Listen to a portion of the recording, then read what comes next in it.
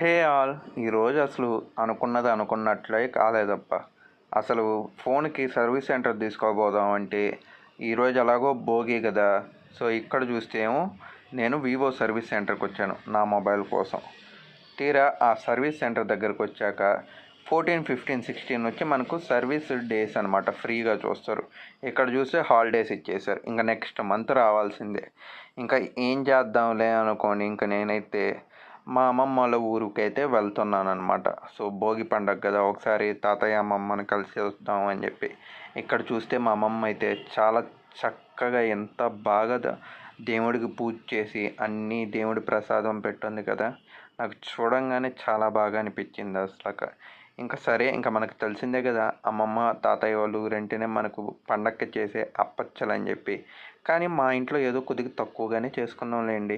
మరి మీ ఇంట్లో ఏం అప్పచ్చలు చేశారు కామెంట్స్లో చెప్పండి.